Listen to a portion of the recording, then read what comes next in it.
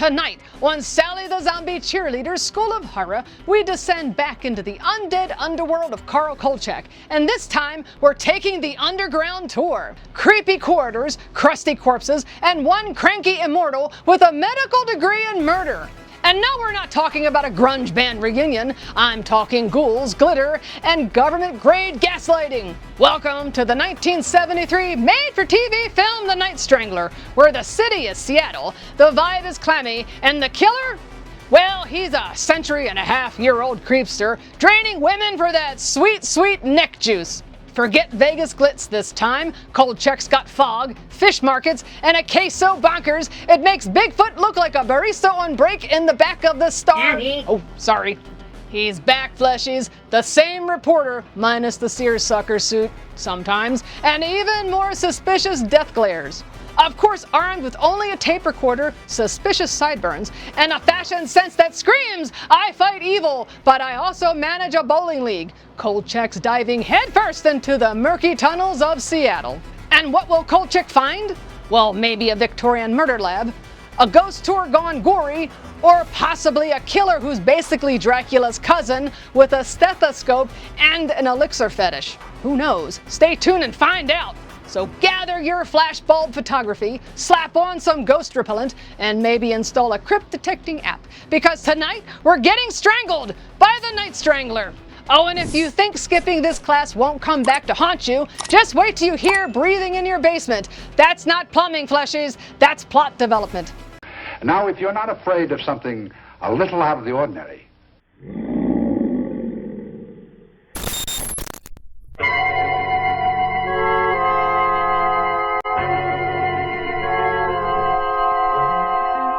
vampires, werewolves, ghouls, ghosts, mummies that come back to life after 3,000 years.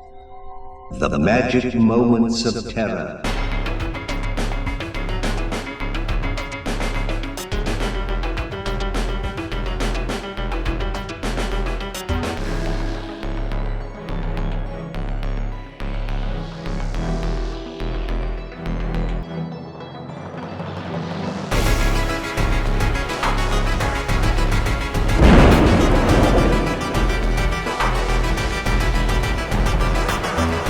Greetings and gory salutations, my mildewy misfits and decaying darlings. I'm your undead educator of the eerie, Sally the Zombie Cheerleader, and welcome back to my school of horror, where the movies are moldy, the screams are second nature, and the fashion sense is one closet away from Leave It to Beaver. But gee, Wally. And tonight's lesson, the 1973 made-for-TV film The Night Strangler, a sinister sequel to the 1972 fanged frenzy, The Night Stalker. But don't worry if you missed the other film. Just know that Kolchak got fired again, chased out of town, and threatened with life with no parole. Now, when we catch up to our good old buddy Carl, he's popped up in Seattle like a bad penny wearing a pork pie hat and a press badge with commitment issues. Now, fleshies, this isn't your usual stabby slasher. No, this one's got historical horror, mystical medicine, and creepy corridor chase scenes that'll make you wish for a nice simple ghost train. Kolchak's in town investigating a string of strangulations, and wouldn't you know it, they're all ladies, and they're all drained of blood. Deja vu? You bet your knocking kneecaps, but this time our boy Carl smells a cover-up bigger than my Aunt Zoe's graveyard casserole surprise. Yeah, but I think this baby, ew. I know, and the kicker, these crimes happen every 21 years like a killer leap year with a grudge. There's a secret lair, a Victorian doctor, and way too many torches for a city that invented coffee culture. But first class, grab your sharpened quills and flashlights because we're diving face first into the foggy alleys of the 1970s Seattle, where the Strangler isn't just a monster, he's a medical mistake from the 1800s. And before I forget, give me an S, give me a T, give me a Wrangler. What does that spell? Strangler! That's it, Strangler!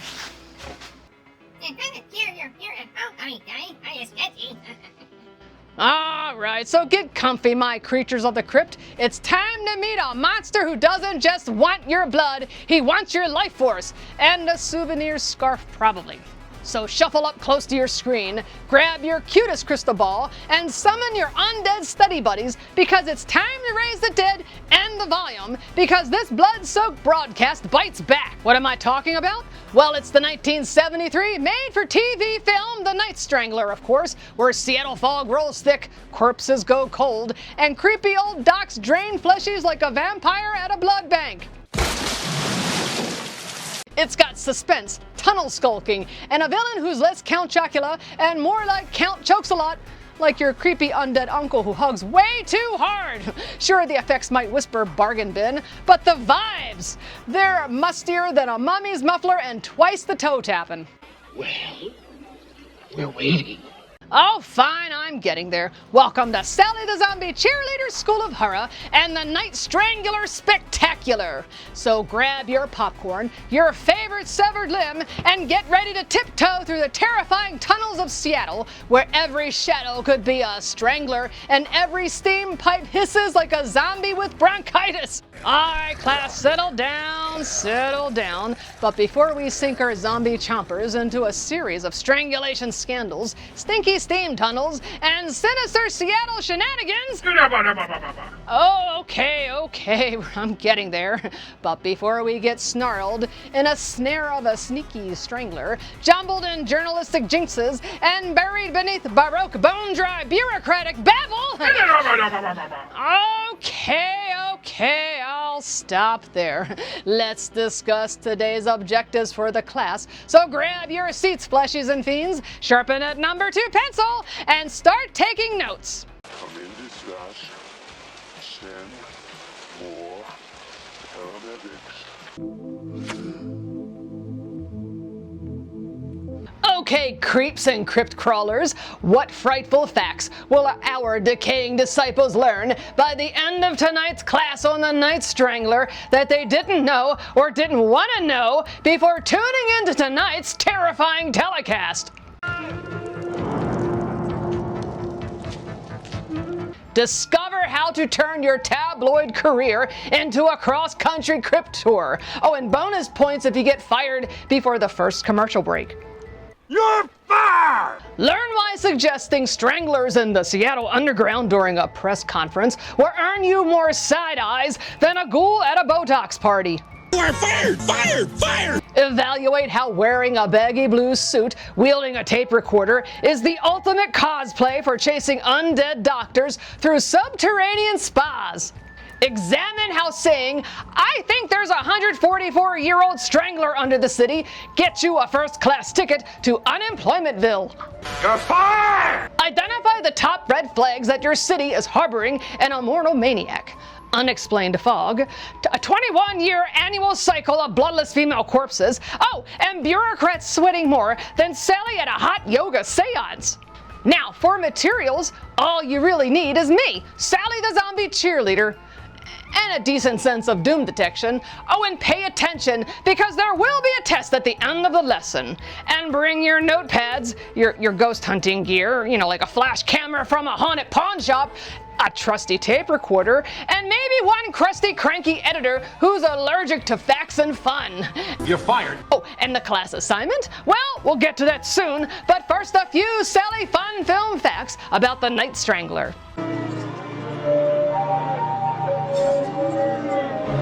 Dan, I made vampires sexy before it was way cool. Curtis returns to produce this sequel, bringing the same fog, flare, and flare-ups from Dark Shadows.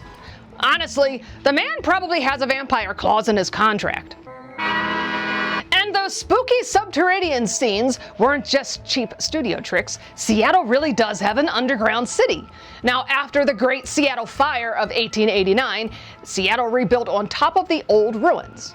So naturally, when the Night Strangler needed creepy corridors and ancient architecture to dig, the filmmakers dove right into the city's historical leftovers. The Night Strangler helped cement the Monster of the Week formula that shows like the X-Files would later dig up and glamorize. And Chris Carter even said Kolchak was Mulder's fashionably disheveled spiritual ancestor. Did you lose somebody recently? Yeah. myself. I mean, a seersucker suit might not scream FBI, but it definitely whispers, "I've seen some stuff." The original script had Kolchak solving spooky crimes in New York City, but that idea got strangled faster than a vampire at a garlic festival. Instead, they picked Seattle for its eerie underground vibes and constant drizzle. Seriously, what better place to chase an immortal maniac than a city that already smells like a wet crypt? Oh, and fun fact, Darren McGavin was born in Spokane, Washington, and later lived in Tacoma, Washington, so it was like a homecoming for Darren McGavin. This film is like a haunted reunion special, filled with faces you'll recognize from every corner of classic horror and TV. Now it features some genre legends, like John Carradine, who's basically horror royalty, and Al Lewis, better known as Grandpa Munster. Well, he pops up for a ghoul-tastic cameo in the underground scenes. I think I'll grab something later in the laboratory. All right, settle down, my ghoul school goblins. Our cryptic classwork tonight is all about the 1973 made-for-TV fright fest, The Night Strangler. But before we slither into Seattle's underground city and snoop on stranglers, let's unearth a few vocabulary words you'll want to etch into your mozzie mausoleums. Cynical sleuthing. When a rumpled reporter in a wrinkly suit solves supernatural shenanigans using only sarcasm, a tape recorder, and the power of relentless pestering. The Seattle Underground Tunnel Shuffle, that awkward zombie waddle humans do when tiptoeing through dark underground layers while dodging ancient alchemists and rats with, well, trust issues. Bureaucratic bypass, when authority figures ignore all the creepy clues, cover up the undead evidence, and act like murder, well, is just a mild inconvenience. Resurrection real estate, secret layers, and forgotten tunnels used by immortal maniacs for medical mischief and corpse collection. Now with 19th century ambiance and zero Wi-Fi. Oh, and with a dash of Victorian murder vibes and exposed brick. That's prime ghoul property, baby. Cranky Crypt Keeper Syndrome, when an immortal weirdo's been living alone in the underground tunnels too long and starts monologuing like Shakespeare with a stethoscope. All right, class, settle down, settle down. You have your vocabulary words. Now it's time for movie goofs.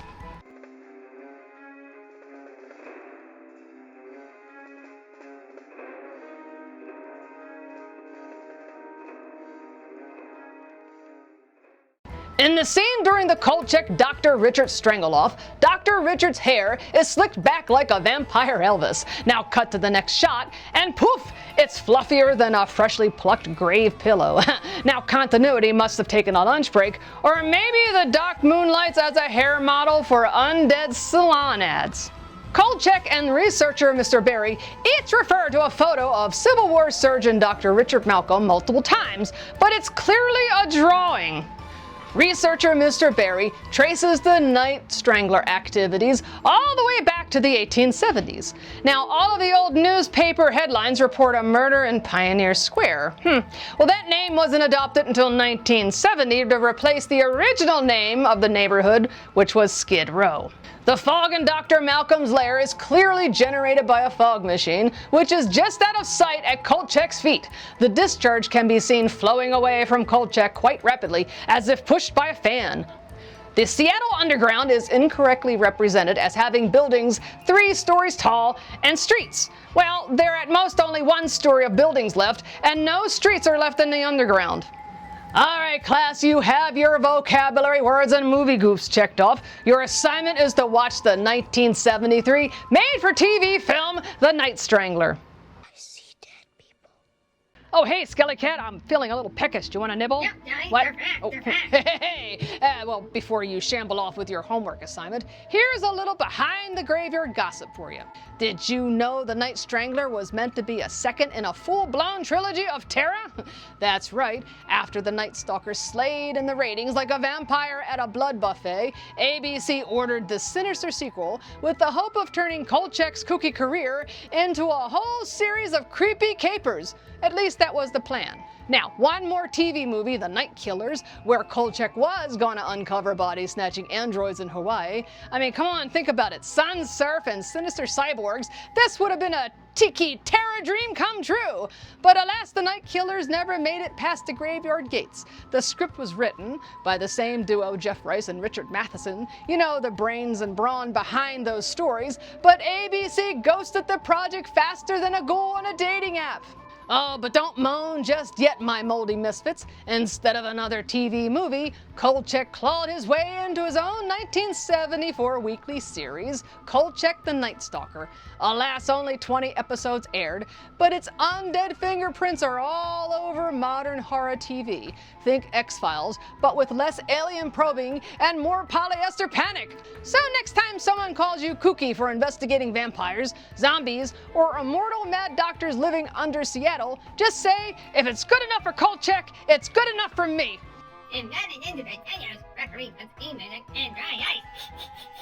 That's right, Skelly Cat, because sometimes the truth is out there, in a buried city, a strangler who visits every 21 years. All right, my crypt-crashing classmates and tunnel-loving tomb tappers, let's drag out the dusty coffins and meet the spooky superstars of this late-night life squeezer.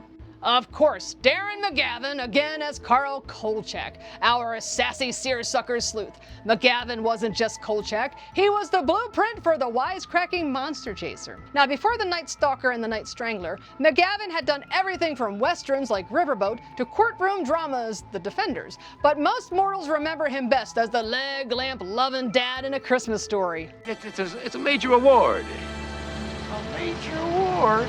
That's right, before fuming about fragile packages, he was fighting immortal murderers in underground crypts. Now that's called range. Simon Oakland, Tony Vincenzo, the forever frustrated editor yelling, "You're fired!" so many times even the undead feel bad for Kolchak. Simon Oakland was also the no-nonsense psychiatrist in Psycho.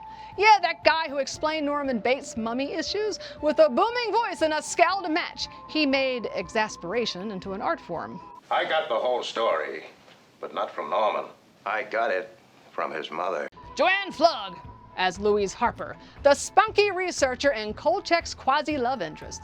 Flugg brought smart-ass and serious 70s hair to the role. Now, you might also recognize her from MASH, the original movie, or as a frequent game show guest who always looked like she could win Jeopardy and arm wrestle Dracula. Let's see the good news then. That's the good news, Steph. Wally Cox as Mr. Barry, the bumbling yet brilliant Mr. Barry. Now, Cox was a comedy legend, famous for his soft-spoken wit and work on Hollywood squares. And he also voiced Underdog. That could make an interesting news story. Yes, I said it! He was Underdog, meaning he was a literal cartoon hero and helped Kolchak survive a strangler with supernatural strength. Not bad for a guy with pocket protectors. John Carradine as Mr. Crossbinder. Now, Carradine shows up as the big newspaper boss and delivers those threatening Vincenzo control that Kolchak orders with delicious dread. Oh, and fun fact, John Carradine starred in over 200 films, including The House of Frankenstein and The Howling. Now, if graveyards gave acting awards, he'd have a mausoleum full of them. Of course, the one, the only Dan Curtis, the producer, the dark wizard of the small screen. Curtis also conjured up Dark Shadows, Trilogy of Terror, and the Norliss tapes. I think this man practically lived in a fog machine. Now, his dream was to make The Night Stalker, The Night Strangler, and The Night Killers into a trilogy, but only 2 ever aired. Now, Curtis gave us moody music, gloomy lighting, and monsters with emotional baggage. Bless his black-beating heart, Richard Matheson, the writer. Yep, the same spooky savant who penned I Am Legend, Duel, and a whole bunch of classic Twilight Zone episodes. Matheson also wrote The Night Stalker and The Night Strangler, blending noir snark with neck-biting nightmares. If typewriter keys bled, they'd spell his name. Dan Curtis was also the director of The Night Strangler. That's right, he doubled up and directed The Night Strangler himself. He made Seattle underground steam tunnels feel like a post-mortem maze and turned newspaper clippings into nail-biters. It's like Scooby-Doo, but with actual corpses. So now that we've exhumed the cast list and peeked behind the crypt curtain to see who's who in this Fright Fest flick, Kolchak, our cranky crypt hound, and all the scene-stealing stiffs and the City Hall stumblers, let's shuffle down into the dusty underground of the story itself. Come on, fleshies, this isn't just a who's who, it's a what's the ghoul is happening. It's time to peel back the cobwebs and dig into the murky madness that is the Night Strangler. Prepare to be strangled by suspense, dazzled by dry ice drama, and bonked on the brain by some very Victorian villainy. So grab your seersucker snuggie and your emotional support porkpie hat. It's time to slink into the steamy underbelly of Seattle, where the fog never lifts, the cops never listen, and the undead never RSVP. This is the story behind the most incredible series of murders to ever occur in the city of Seattle, Washington. You never read about them in your local newspapers or heard about them on your local radio or television station. Why? Because the facts were watered down, torn apart, and reassembled. In a word, falsified. Saturday, April 1st, approximately 2:35 a.m. Marissa, one of the three belly dancers at Omar's Tent, a well-known bar in the Pioneer Square area. She was through for the night and on her way to St. James Street, where she could catch the 3 a.m. bus that would take her to her small apartment in the Shoreline Park area. Anxious to get home, she planned to take a shower and go right to bed. She never made it.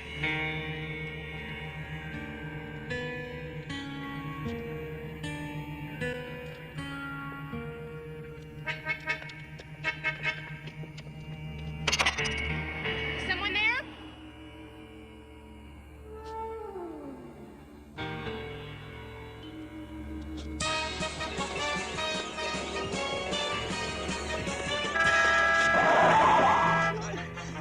Please, can't you take me? I only want to go to Shoreline Park. There's someone back there. Please, please.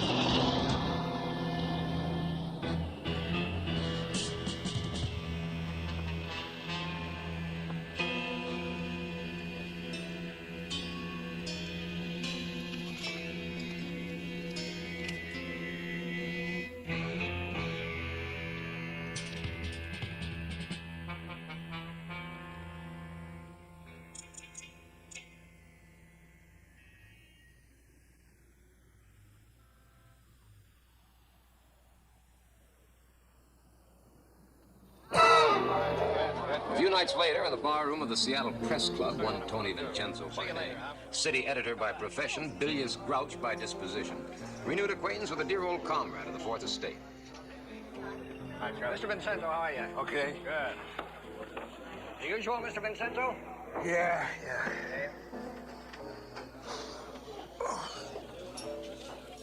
Where you been living, in a cave? There's a world outside, a world of facts. Stumble on, take a peek at him. Get your brains out of hibernation. Oh, no. Come on, you can't expect me to believe this. This doesn't make any sense at all. What's the difference if it makes sense or not? It's true. You're supposed to be a newsman, aren't you? Not a critic. Well, I am. Take a look at this, then. Just take this one. Take a look around that corner. See if there isn't someone there that looks like he just came from a road company performance on the front page. And don't lecture me about the responsibility of the press, you cabbage head. I knew more about the press the day I was born than you do now. Oh, yeah. I mean, can you read English, or do I have to tell you what it says? See right there. V-A-M-P-I-R-E. Vampire. That's what it says right there. Can you read the official coroner's report? Look at that. Blood drained from a victim's...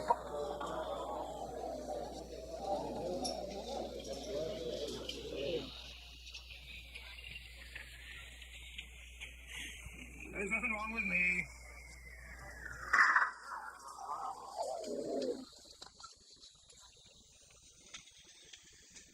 Vincenzo! Hello, Carl. What are you doing here in Seattle? What did I do in Las Vegas? Well, you fired me. That's what you did in Las Vegas. No, I didn't fire you. Well, in that case, then, you can hire me. Right, Vincenzo? Get this straight, Mr. Kolchak. No carnival or hoopla tactics on this paper. This isn't Funtown, USA. This is Seattle. We have standards here. We mind our P's and Q's. We hew precisely to the mark. Yes, sir, Mr. Crossbinder. You can count on me minding your P's and Q's. Yes, sir. So that's what happened to Cotton Mather, huh? Don't underestimate him. Maybe old, but his fangs are poked.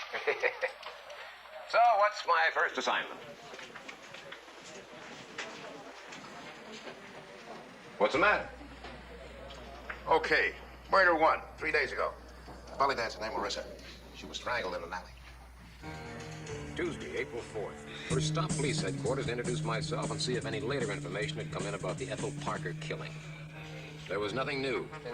No useful leads given by the victim's friends, acquaintances, or family. Standard medical examiner's report. So far, the murder was a one-way street to nowhere. I'd like to make an appointment with my secretary. You're going to have to make one. I'd like to make a little question. Hey, Captain, wait a minute. What's the matter? I want to talk to the captain. Second stop, Omar's tent. No leads. Ethel Parker never mixed with customers, had no known enemies, kept her problems to herself. Unmarried, all her relatives in Massachusetts, she'd left the mainstream of life without making a ripple. Third stop, the apartment of Charisma Beauty. Given name, Gladys Weems, one of the 2 other belly dancers at Omar's tent. Charisma Beauty? Who are you? Who's there, Wilma? Miss Beauty? Yes, I am. Excuse me? I beg your pardon? My name is Kolchak, and I'm with the Daily Chronicle. I'd like to ask you a few questions, you don't mind? Which one are you talking about? No, thank you very much. What I'd like to ask you is, She was something less than helpful, and I soon departed. Made a bit uneasy by the looks directed at me by her husband, Wilma Crankheimer.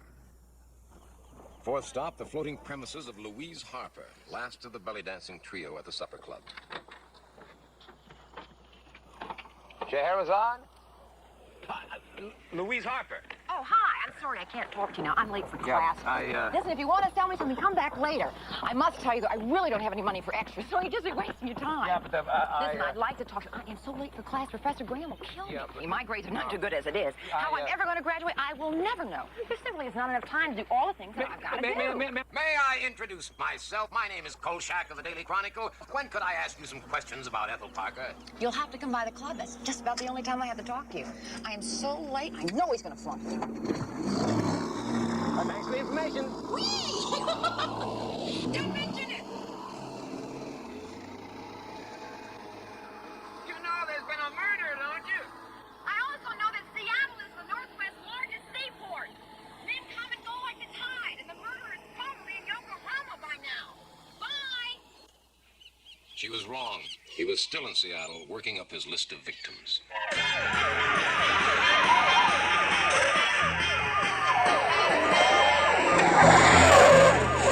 Cocktail waitress, Gail Manning. Disposed of sometime after 2 a.m. on the morning of Thursday, April 6th. A block and a half from the first murder. Captain, what do you intend to do about this? Who are you anyway? My name is Kolchak, sir, with the Daily Chronicle. I'd like to ask you a couple of questions on this. My back. Will you get in your car? Wait a minute. Listen, Captain, I got a lot of problems I got to take care of. Strangulation, neat and quick. No new elements was all they told us. Until the medical examiner's report the next afternoon. In attendance, Captain Roscoe Schubert of the Seattle Police and his staff. Holding forth, Dr. Christopher Webb of the County Medical Examiner's Office. Checking underneath the victim's hairline, we located what appears to be a needle puncture near the base of the skull, from which a small amount of blood was removed. Was there any puncture or loss of blood in Ethel Parker? We haven't had a chance to check on the puncture yet, but there was apparently a slight decrease in normal blood content. How slight? Well, that's hard to say. Maybe 6 or 7 cc's. Why wasn't it reported? The amount of loss seemed insignificant at the time. But not now. You have a point. Just a minute, Doctor. So who is this clown? Never seen him before. What? Kolchak, Daily Chronicle. Don't you remember that? Oh, yeah. How can I forget? All right, now, Mr. Kolchak, may we continue? Certainly. Thank you very much, Kolchak. I'd love to get all the facts this time. Dissatisfied by what I'd heard of the medical examiner's report, I paid a little visit to the morgue and found myself a chatty attendant with a taste for scotch. What he told me made chopped liver of the needle puncture and loss of blood, and explained why they hadn't let me look too closely at Gail Manning the night before. Well, no, thank you. No, thank you very much. You go right on ahead, though. Now, look, right off the top, you know we can't link these 2 killings unless we know whether Ethel Parker has a needle puncture, too. Yeah, and that's not all. You know something the medical examiner doesn't? What? First, you owe me $10 for a bottle of scotch. What? Yep. Bought for one anecdotal morgue attendant. Okay, keep talking. Hurry up. Yeah, Ethel Parker not only had a needle puncture in the back of her skull and loss of blood, she also had a broken neck. Well, that's not so unusual in the case of a strangling. Gail Manning also had a broken neck. So what? Maybe I ought to give it to you as a morgue attendant told me. He said that the killer had to be an incredibly strong man. Not only were the necks broken, they were crushed. Boy, read on, read on. No, Skelly Cat, I don't care how many fog machines you chewed on. It still doesn't make you Phantom Cat of the Alley. And I like it very foggy, I know, Sally. Mood fogging or mood frightening? You know there's a difference. I did the mood, Sally. Yeah, Skelly Cat. Look, just stop nibbling on the dry. What's that? Oh, hey there, my festering film fans. Why didn't you tell me they were back? Really? The fleshies are back from the break. Welcome back, my decomposing darlings, to Sally the Zombie Cheerleader School of Horror, where the screams are steamy, the tunnels are twisty, and your hostess is halfway to haunting your dreams with fashion tips and foggy facts. Enter our favorite rumpled reporter, Kolchak. He's back and wearing that iconic seersucker suit most of the time and pork pie hat like he just got rejected from Hollywood Squares again. He's been fired more times than a werewolf at a silver bullet factory, but that won't stop Carl. Like a brain-starved zombie at a Mensa meeting, he just keeps showing up. He's got his trusty tape recorder, his terrible car, and the confidence of a ghoul who knows he's right and doesn't care how many chiefs of police, editors, and officers he annoys in the process. And let's not forget his old pal Tony Vincenzo, who's once again stuck managing Carl's chaos like a haunted HR rep. We also get a peek at Seattle's weird murder energy. A coroner says there's bruising on the neck, but no clear cause of death. And what's this? She's also missing blood. It's the Night Stalker deja vu all over again. Well, Carl thinks so, and his reporter senses are tingling like a zombie's nose at a fresh brain buffet. Yeah, just like Sally at the early bird all-you-can-eat brain buffet. First one in, last one out, and always licking the wallpaper and chewing on the chairs. Totally! She nearly elbowed a banshee over the last gray matter muffin. Yeah, come and chomp it, Sally! Hey, come on, that banshee cut line. And I will not be slandered in my own haunted classroom. And you know, if you don't cut it out, I'm going to replace all of your ectoplasmic smoothies with, oh, I don't know, prune juice. Anyway, it's only going to get weirder, wilder, and way more undead from here, so don't wander off to chase ghosts just yet, because this supernatural underworld is just warming up. Hey, Daddy, what happened to this seersucker suit? Good question, Skelly Cat. I did notice the wardrobe change. Maybe Kolchak can finally ditch that seersucker suit and get a real jacket for a change. Very funny, Sally. Yes, that's very funny, my little corpse kitten. Now let's raise the stakes, fluff the fog, and get back to the Night Strangler. I just can't understand this. Whoever wrote this is just dumb. Never to graduate with this course. Princess of the East? No. Dimwit of the West. Listen, I just can't talk to you right now. I've got to know algebra. Well, I'm great at figures. Bet you are. Go away. You know, if I could find a way not to eat, I sure could save a lot of time. Yeah, well, let's pick up talking where we left off. I mean, about the guys, thank you, Charlie. Yeah, about the guys who come to see you dance, the regulars, you know. You find any strange ones in there, any odd ones, any weirdos? They're all weird. I mean, they sit there and stare at you with these big glassy eyes. Any of them could be the Strangler for all I know. What was that?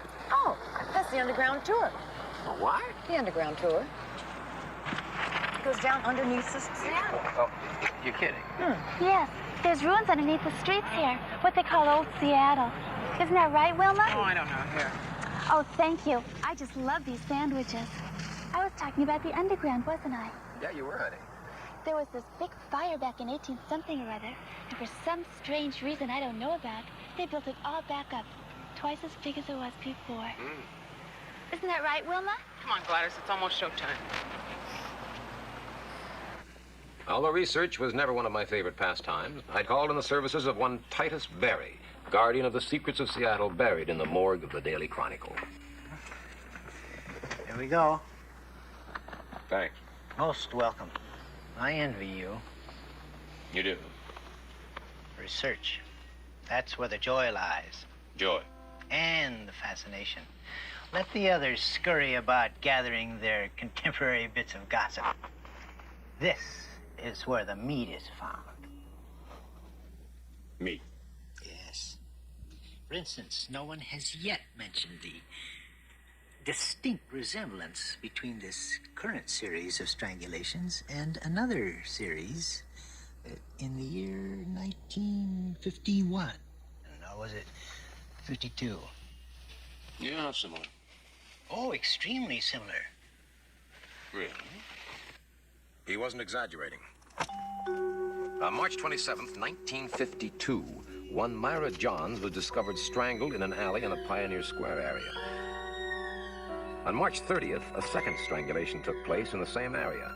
On April 2nd, a third. April 5th, a fourth. By April 14th, 6 women had been strangled, all of them in that area. The stories intimated that certain, quote, bizarre details, unquote, had been repressed by police officials. I wondered what they were. I hardly think we can say we have the same killer now as in 1952. Read on. Again? Again. Incredibly strong and had the rotted features of a corpse? Those are exact quotes, word for word, from Man of Simon Action in 1952. Well, you know I can't print this. Why not? If you don't know the answer to that, Kolchak, I don't know. I came to Seattle for some peace and quiet. What do I get? You again and another crazy story. Yeah, well, we'll soon see if it's crazy or not. How, asked the red-eyed editor, knowing that? Because if it is the same killer, he hasn't stopped killing. Sunday, April 9th, 1:42 a.m.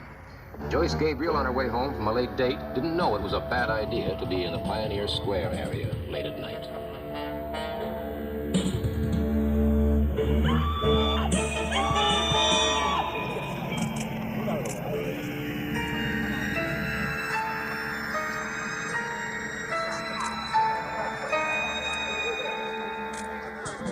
Another one.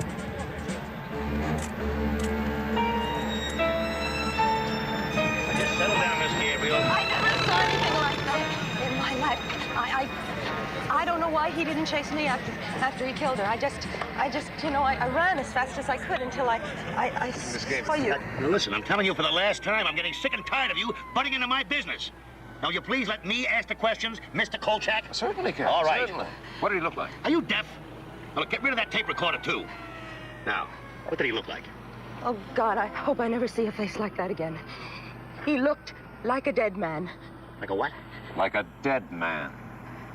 No, sir. Don't say it. I don't want to hear it. What about the broken necks and the rotted flesh in the throats of the three I victims? told you I didn't want to hear it. Besides, it's not official. Not official? Who cares whether it's official or not? Look, you know it and I know. I'll buy the possibility that some guy, a killer that strangled the 6 women in 1952. But a man, Con, that's some kind of super dead man. That's the way he has been described more than once. I don't care if he's been described that way more than twice. Let me finish my lunch. Where are you going?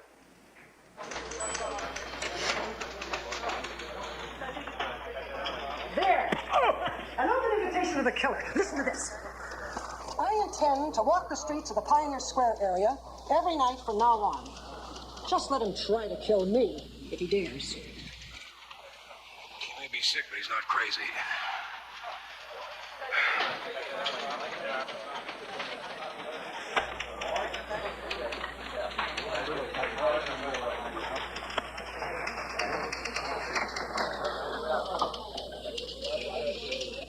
I'm giving you this, Mr. Kolchak, because you had the thoughtfulness to put my name in your story on the 1952 strangulation. What is it? A burning curiosity compelled me to look further back into our files to see if there had been any other strangulations of that nature. 1931? You gotta be kidding. Here it was again, March 29th through April 16th. 6 strangulations, certain bizarre information repressed by the authorities. Although a reporter named Jimmy Stacks, God bless him, nosed around until he uncovered the unofficial information that some of the victims were missing some blood, and that the killer was supposed to be some kind of Superman. Women. You notice that? Always women. Fascinating? Yeah, that's the word, Mr. B. Let's see, 1970, 1952, that's 21 years. 1952 to 1931, that's 21 years. That's right. I hadn't noticed that. It's very observant of you, Mr. Kolchak. Can you be thinking what I'm thinking? Let's have a look. Oh, come on, Skellycat. If you rearrange my little finger snacks into feed me again, I'm sending you back to haunted obedience school. It's on Sally. Look it up, jeez. What's that? Skeletrician? Where did you... Oh, come on. You've been zoogling on my computer again, haven't you? What? They're what? Oh, hey. Welcome back, my neurotic news junkies. I hope you brought your metaphysical magnifying glasses, because Kolchak's clue-sniffing nose is twitching like a were chihuahua at a garlic festival.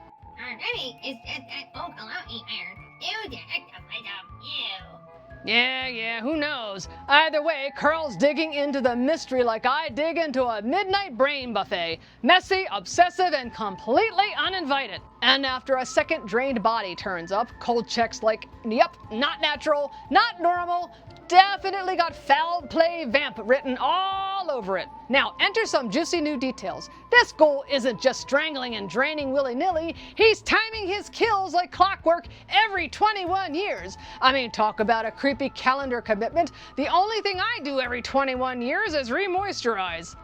Wait, you moisturize? Ah! Oh, come on, Skellycat. Yes, I do. I mean, I have to maintain this undead look somehow. Anyway... But guess who's on to the pattern? Mr. Barry, the newspaper's researcher, part librarian, part nosy oracle. And he's helping Kolchak sniff out a sinister cycle. He's dusting off old files, connecting the creepy dots, and basically handing Kolchak a How to Hunt Ghouls for Dummies binder.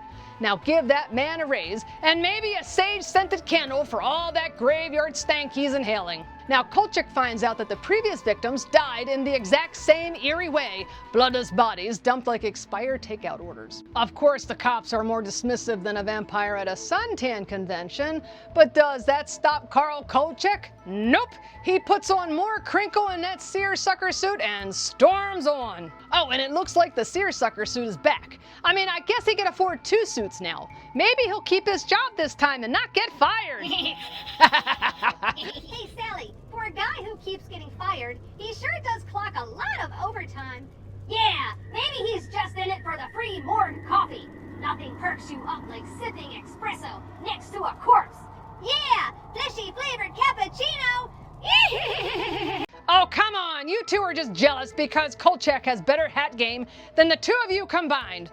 And don't knock the Morgue Mocha. It has more bits, brain, and bite. Especially when they forget to strain out the dentures. What? Anyway, he starts digging into the old newspaper clippings, pestering public officials, and unraveling the strangest city cover-up this side of the underworld. And let me tell you, Seattle's got secrets deeper than a vampire's pocket, murkier than a swamp witch's skincare routine, and funkier than my zombie's gym socks after a zumba. Stick around, fleshies. There's more mysterious murders, sassier sleuthing, and supernatural sass to come. Let's get back to the Night Strangler.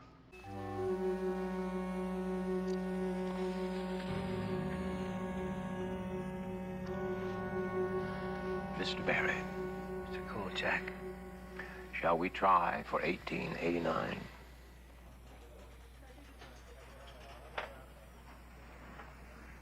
I refuse to read it. Just read the first line.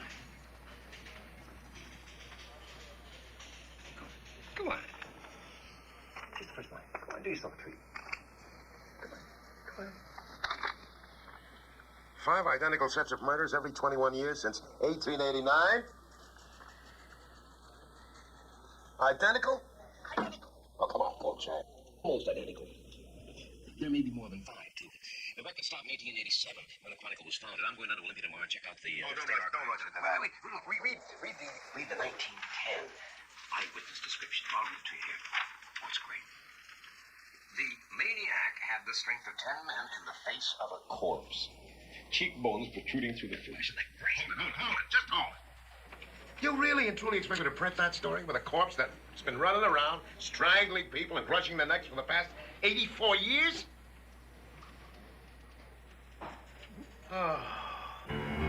Because the police refused to release the sketch their own artist had made, I talked Vincenzo into hiring an artist of our own. His jaw was heavier, I think.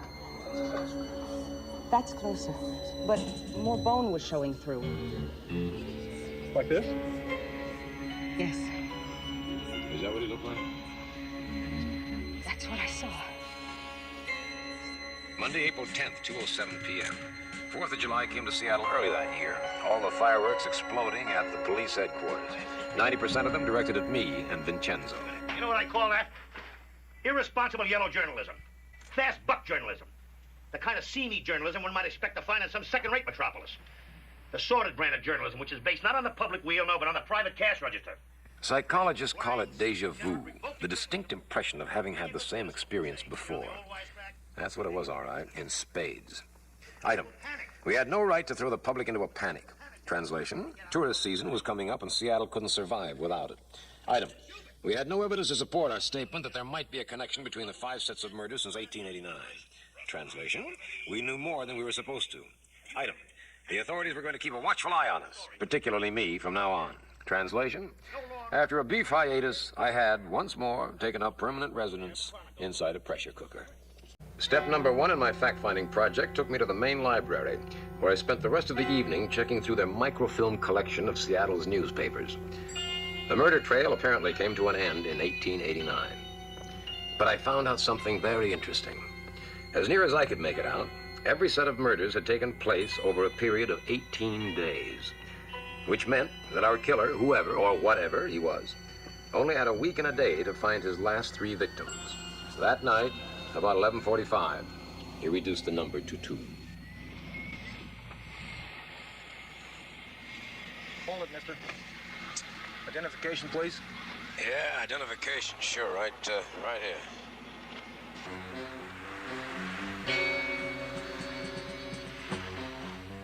Hey, you! Hold it!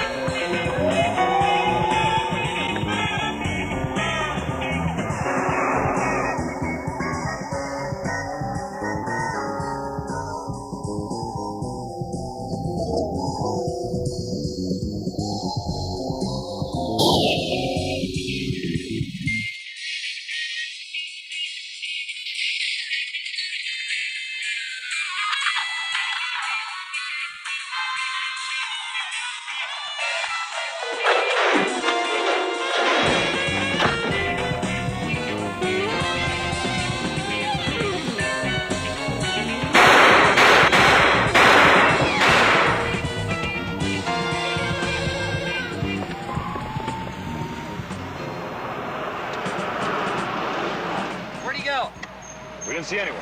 You better get the ambulance for those other guys. I'll take the camera. Hey, give me my camera there! What that? All right, all you people, I want this area thoroughly searched. Go, knock on it. Give me my camera! I want you out of this area, properly. Beat it, Kolchak. That's I have private, you locked up for loitering. Private property. You can't take that. That's against the law. Give me that. Come on, give me that.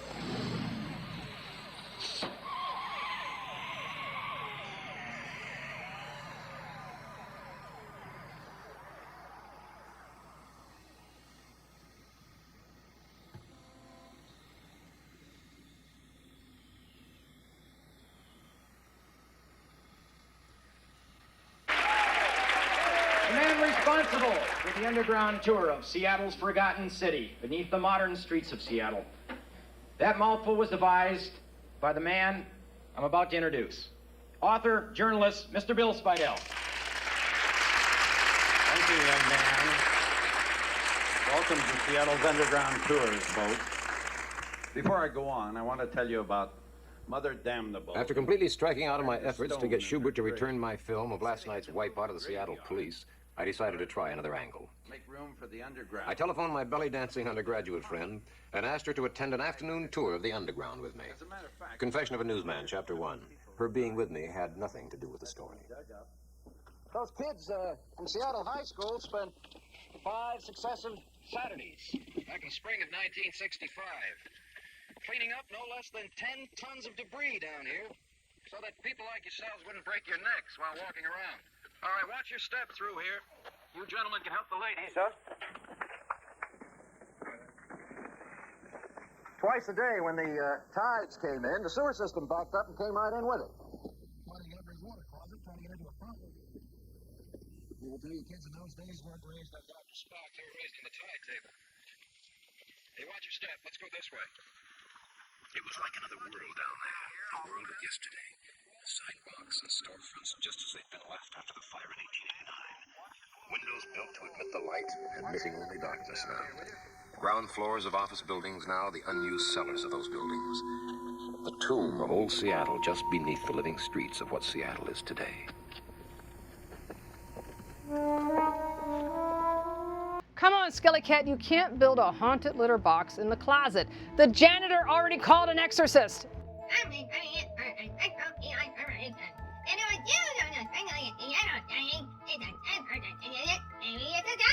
Oh, come on, Skelly Cat. Just because it's a walking corpse doesn't mean it was me. And besides, if I were the Night Strangler, there'd be nothing left of the fleshies. I mean, what's that? Oh, I mean, they'd be so hugged out, you'd barely have anything left. I mean, recognize them. I mean, they'd be so tired from all the hugging. Hold that thought, Skelly Cat. The fleshies are back. Welcome back to Sally the Zombie Cheerleader School of Horror, where mystery meets mildew in the dark depths of Seattle's underbelly. And no, I'm not the Night Strangler. I'm the Sally Surpriser, like a jump scare from a grave and ready to hug. Come on, Danny. Anyway, Carl Kolchak, that rumpled reporter with a radar for the ridiculous, grabs Louise and says, "Hey, let's play hooky from the underground tour, because what could possibly go wrong sneaking into a century-old tunnel with a history of hauntings, crimes, and bad ventilation?" Now down there, it's like a maze of musty horrors, dusty doors, broken storefronts, and the overwhelming scent of forgotten dreams and mildew. Now Carl's poking around like a ghoul at a graveyard garage sale until they stumble on something suspicious, like real estate listings for crypts with a strangler clause. But the real discovery, there's something or someone living down there, or unliving down there, or taxidermy, we're not sure yet. Either way, Kolchak's sixth sense for spookiness starts tingling like Arabelle's toe after a voodoo pedicure. Hey, Sally, I once got stuck in a crypt tour. I thought I saw a ghost. Turned out it was my reflection. That wasn't your reflection. It was Sally hiding in the tour group. She scared him so bad, my zombie ran away and left his souls behind. Yeah, I didn't meet my quota for a week because of you, Sally. Oh, come on, now cut that out. The two of you would jump at your own shadow at a monster mash. And things are just starting to get juicy. And by the way, I'm not responsible for any lost souls. That's on you. Anyway, stay tuned, fleshies. The tunnels are tighter, the terror is tastier, and we're just a heartbeat away from unearthing the ghastliest ghoul yet. Back to the Night Strangler.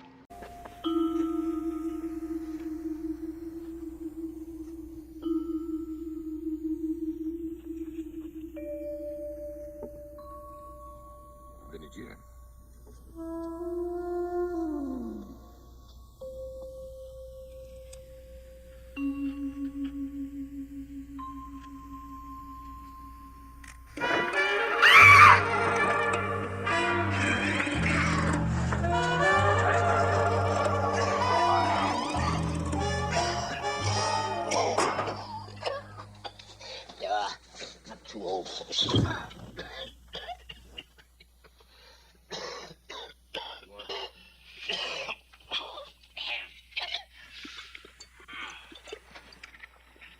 Gotta see a doctor.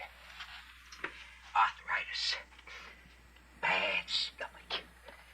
Why'd you have to come to this place? Back. on if I hadn't heard you come. My corns are killing me. Got a Charlie horse. Harco spades. I'm getting a migraine. Are you all right? Yeah, of course I'm all right. Listen, have you seen anybody else around here who wasn't with the tours? Yeah. Yeah, who? You too. Funny. Very funny. Well, if you do see someone or something around here, you get in touch with me at this number. And I'll give you $20. Here's a down payment. I could live 3 months on that $5.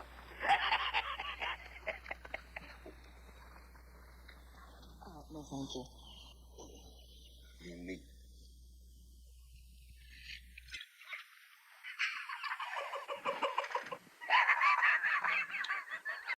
I mean, it's like some kind of recurring nightmare. It's all happened to me before. What are you talking about?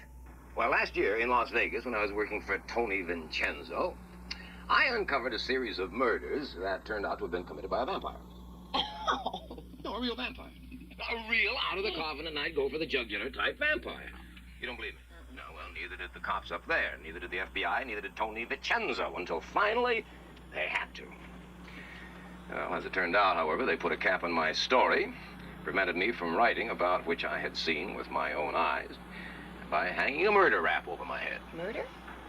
Yeah. Yeah, I finally drove a wooden stake into the vampire's heart.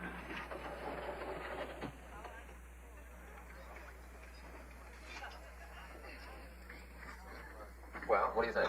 What do I think? I think those people will remember this elevator ride for the rest of their lives. I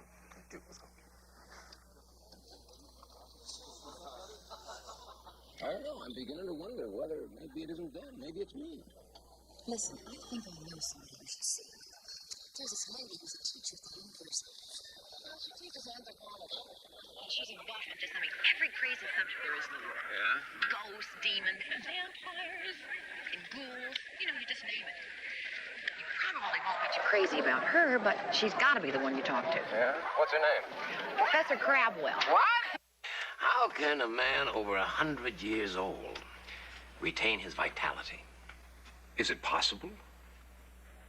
If it were possible, I'd be sitting here an 80-year-old sex pot. However, staying young was not their purpose. Alchemy was conceived as an exalted notion, man at one with the universe. And will you please sit down? Yes, of course. These men led Spartan lives, living in the most humble of quarters, eating the most humble of foods. The Count St. Germain, for instance, existed on a diet which consisted solely of oatmeal, groats, white meat of chicken, and a little wine. It just seems to me that a diet like that would make a man old before his time. On the contrary, he remained young for a number of years, in addition to which he was said to have possessed almost superhuman strength. Tell me, what other ingredients are in this elixir of life? Milk or meat, celandine or honey, red wine vinegar, hair, sweat, blood. What kind of blood? What do you mean, what kind of blood? Human blood, of course. What are you smiling at? Hi there. Got a moment? What are you doing here? Just want to talk with you a minute. What about? The elixir of life. Go to journalism school, my father said. It's a good, sound, down-to-earth profession. Don't you want to hear this? What I like to do is raise tulips for a living, but there's not too much of a demand. Suppose an elixir of life could actually be produced. How do you think it'd work? I mean, do you think that one treatment of it would cause everlasting youth? Or do you think that periodic treatments might be required, say... Wait a minute. Don't tell me. Let me guess. Every 21 years? Good guess. Now, suppose at the end of this 21-year period, the man who took the magic elixir began looking a little moldy, kind of like what he really did look like, actually, a 100-year-old man. Suppose he had to make a new batch of the elixir and had to make it within a period of 18 days. Suppose that the one ingredient he didn't have was blood. Very good. Suppose he had to go out late every night to get that blood. Suppose he got it from the bases of his victims' skulls with a hypodermic needle. And suppose he was so strong that when he strangled his victims, he crushed their necks. And suppose his fingertips were starting to decompose and left fragments of them on the women's throats. And suppose you flap your arms and fly right out that door. And suppose you check on the dictionary and you discover what the word fact means, Kolchak. Fact! Fact!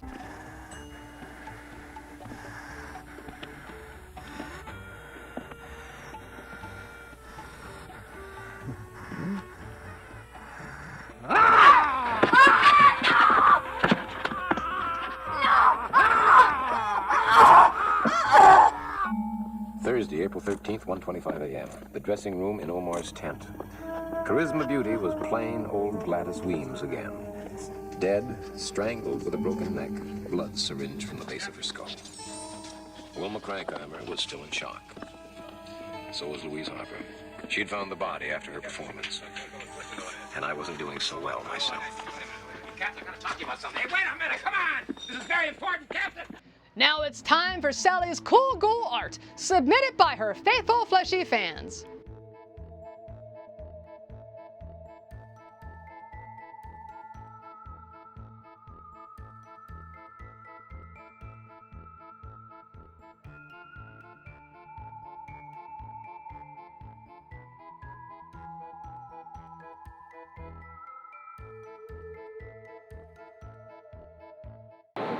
Oh, hello there. I'm Count Gordon Duval, and doing my homework. Why do I have homework? I signed up for Sally the Zombie Cheerleader School of Horror. And she is quite the taskmaster. Find out for yourself at your own risk. Oh, come on, you're kidding. I'm sorry, Captain Schubert is very busy. Yeah, well, I gotta see him. I said you cannot go in there. I'm going in there, sweetheart. What's going on here? I told him you were busy, sir. I've been trying to see you since 1:30 this morning, and I'm not going to leave until I do. It's all right, Sheila. I'm sorry, sir. It's all right, Sheila. You got to put police women on the waterfront streets at night. Do I, Mr. Yeah, Kolchak? you do. You got 5 days in which to catch the killer. Otherwise, he's going to disappear. Oh, is he, Mr. Kolchak? Yeah, he is. He is. Every 21 years since 1889, he has killed 6 women in 18 days precisely. Precisely, Mr. Kolchak? Precisely. Precisely. Well, no doubt we lack your eagle-eyed perception, but somehow we fail to see the exact, precise pattern you keep babbling about. Now, in 1889, there was no evidence that the murders were committed over an 18-day period, or for that matter, that they were even related. You check? Yes, we do a little research, too, sometimes. Now, to continue. In 1910, there was blood loss reported in only 3 of the victims. Yeah, what about the description The description of the murderer was made by a mental defective in his cups, and... What about the 1952 descriptions? Were those made by a mental defective in his cups? He was a bank president! In 1952, there were 8 murders committed during an 18-day period. And what does that do to your theory? 2 of them by stabbing, which invalidates... And after the 6th strangulation, an eyewitness described the murderer as being, quote, rather handsome, unquote. Oh, you mean you missed that?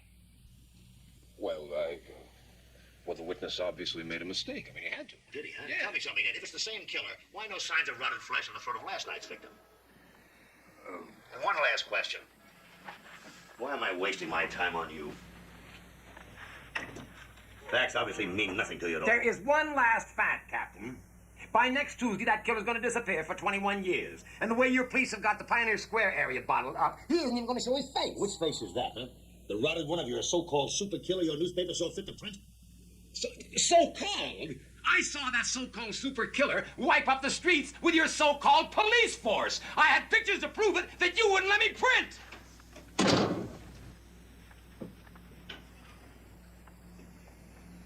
Tell me something, Kolchak. How long have you been in Seattle? What difference does that make? What does that got to do? How long have you been with the Chronicle? Oh, a little less than 2 weeks. A little less than 2 weeks, huh? Well. And in that brief time, you have ascertained exactly how we should conduct this case. Well, I've been a reporter for 22 years. I've been a police officer for 30. Well, then why don't you retire? Listen, I don't like you, Mr. Kolchak. You might say I dislike you monumentally. Now, you have barged around this building as though it were your own private club. You've interfered with police officers while they were trying to perform their duty. You've strewn the streets of Seattle with your journalistic garbage. You stepped on toes, muscled in, pushed, usurped, and generally conducted yourself with all your plan of a one-man Gestapo. Gestapo? Yes, Gestapo. Now listen, if I see or hear from you again for quite some time, I promise you I'll personally have you thrown in jail and get your arm off my clock. I'm telling you, you've only got 5 days left. And I'm telling you to get out. And stay out. Cease, mister. Cease, desist, and vanish, or else. At least search the underground. The killer's down there. That's where he isn't. The underground was searched. Nothing at all was found. Jim! Yes, we did that without consulting you. I hope that's all right, Mr. Kolchak. Sheila, show Mr. Kolchak the door. Good day, sir.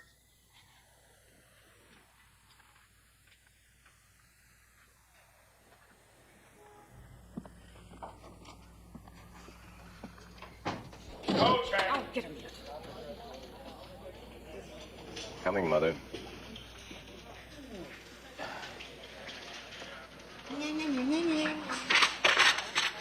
I warned you about bugging the police department, didn't I? Yeah, didn't I? so what? So Schubert's office just called Crossbinder. Crossbinder called me. And once again, thanks to you, I'm frying on a griddle. Why?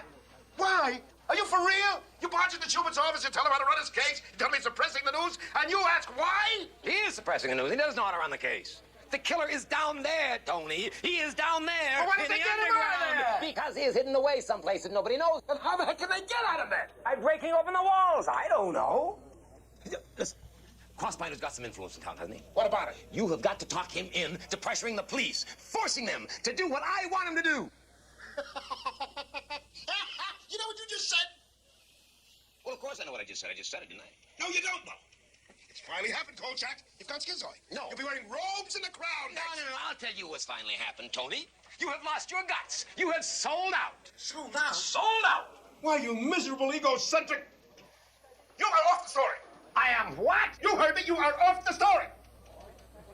You know something, Tony? You're getting old. You're getting very old. Out. Out! Out! Get out! Just one small item, Mr. Kolchak. Mark Twain. 5th paragraph now. 5th paragraph. Down 2, 3. Oh, yeah.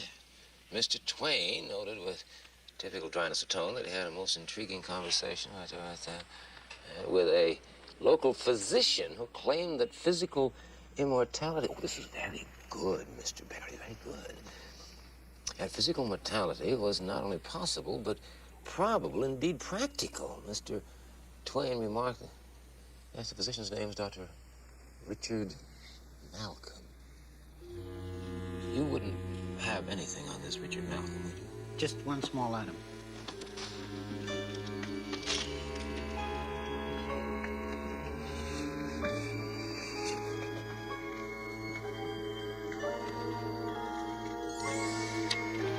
Dr. Richard Malcolm was a member of the original staff of the West Side Mercy Hospital when it opened in 1882. There's the original story and photograph. The Civil War? He was a surgeon in the Union Army. Is this hospital still standing? Oh, I don't believe so, Mr. Kolchak. I think there's a clinic there now. I took a fast trip to the clinic, hoping they might have the record files from Westside Mercy Hospital stashed away in their cellar somewhere. I asked Mr. Barry to keep checking his own records while I was gone and find out what else he could about Dr. Richard Malcolm. I never had to search the cellar for those records. I found my answer just inside the lobby door. Sir, if you don't get down from there this instant, I'll call the police. Did you hear me, sir? All right, then. All right, then. Call the police. Tell them we have a vandal here. Tell them to get here right away. Now, you get down from there this instant, sir. Malcolm Richards, M.D., the doctor's saint of the waterfront, founder of the Richards Free Clinic. Also known as Richard Malcolm, M.D., late of the Union Army. Our killer from time. This is dreadful, Mr. Kolchak. On the contrary, Mr. Barry. There he is, officer. Tony. It is to be regretted, Mr. Kolchak, that leg irons and mouthbox were outlawed some years back. Will you wait a minute? Will you take these things off? I warned you, Kolchak. Congratulations, Kolchak. You have plumbed a new depth. The desecration of a saint. For heaven's sake, I did not invent the resemblance between Dr. Malcolm Richards and Dr. Richard Malcolm. I did not invent the fact that West Side Mercy Hospital, which Dr. Richard Malcolm was a staff member, is on the same spot as the Malcolm Richards Clinic. Why not an expose on Dr. Schweitzer, Mr. Kolchak? Or the lowdown on Mahatma Gandhi? As for this eternal use garbage, I hate it. Yeah, well, I can see why. What did you say? Now, hold on. We're not here for any personal vituperation. You know that word? What? Vituperation. That's what I said. I pronounce it right. Now listen, Kolchak, you've been arrested. You're about 1/100th of an inch of being thrown in jail. Oh, who's this? Mr. Barry, come in. He's a balloon for you. Come in.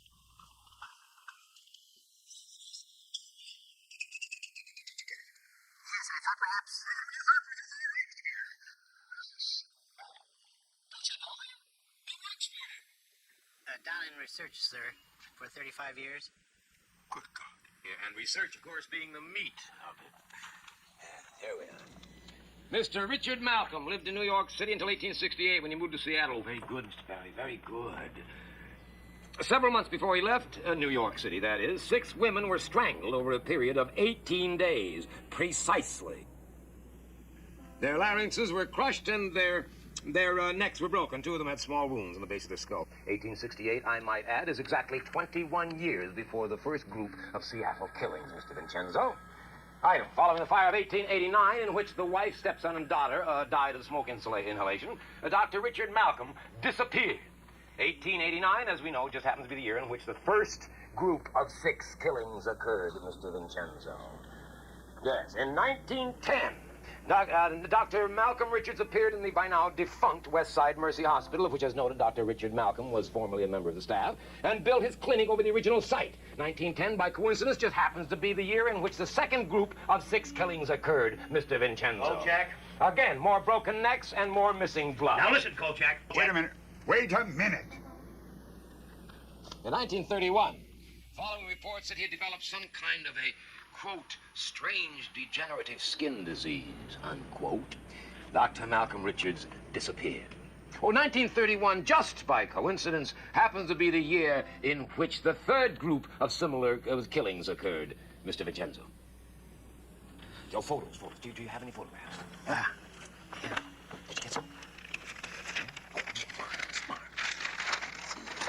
You'll excuse the clumsiness of the hands, but my wrists are slightly encumbered by your bracelet.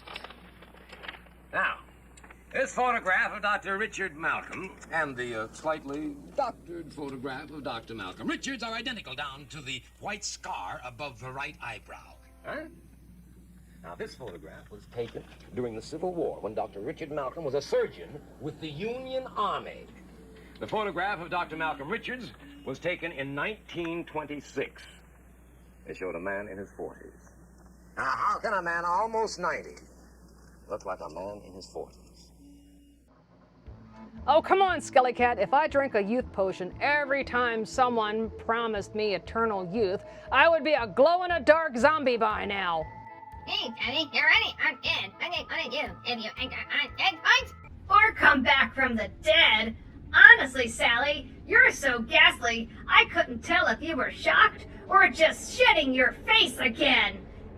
Yeah, Sally's out there chasing eternal life like it's the last great matter coming at the zombie apothecary. Yeah, cover up, girl. Oh, come on now, cut that out. Just because I'm dead doesn't mean I shouldn't be mindful of my looks. Besides, somebody has to be mindful, or if they have a mind or a brain, or... Anyway, can a girl pursue some undead glam without being roasted by her own crypt crew? Oh, fleshies, you're back, and thank goodness someone around here appreciates ancient elixirs and mid-century murder. Welcome back to Sally the Zombie Cheerleader School of Horror. The undead drama's heating up like a vampire in a tanning booth. Kolchak's not slowing down, he's speeding up, creeping through Seattle's shadows like it's a bloodhound eating hush puppies. And so far, we've got a few fantastic cameos that'll make any horror fan's heart skip a beat. And who's that scruffy little beggar underground? None other than Al Lewis, Grandpa Munster himself. And blink twice and you'll miss horror legend Margaret Hamilton melting all over her role as Professor Crabwell. That's right, the Wicked Witch of the West traded in her broomstick for a library card. Meanwhile, Mr. Barry, our delightfully dusty researcher, also known as Underdog, continues his sleuthing, digging up century-old records like a necromancer with a Dewey Decimal obsession. He's got more intel than a ghost at a gossip circle. Now, of course, Kolchak's connecting the dots and sniffing around the mystery of this ageless killer with the tenacity of a gravehound who smells something fishy, and they aren't even at the Seattle fish market. Is it a potion? Is it science? Is it ancient undead aromatherapy? Stick around, fleshies, because this alchemist of evil isn't done with his wicked wellness routine. There's nothing routine about you, Sally. You know what, Skilly Cat? I think I could make my own elixir and keep my zombie looks forever youthful. I mean, I have the recipe now. They just gave it to us. I just need a little blood and something to mix it in. Do you have All right, here we go again. Oh, come on, Skelly Cat, don't worry. I got this. Oh, and hey, my little crypt companions, we've got ancient mysteries, fog-drenched flashbacks, and more undead sass than you can shake a seance stick at. Let's dive back into the musty madness of the Night Strangler.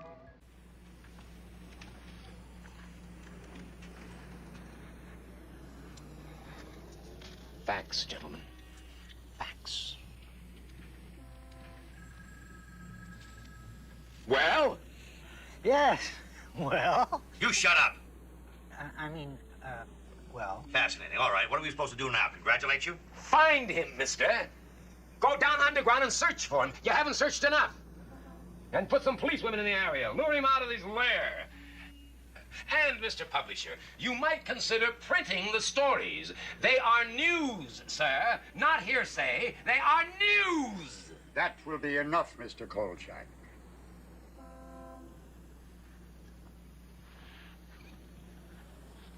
Perhaps, Mr. Kolchak, it would be a good idea if you stepped outside for a moment. Delighted, sir, delighted. If I could get my jewelry removed. All right. Judd, get him out of here. Take the handcuffs off him. Thank you. I just await your decision, gentlemen.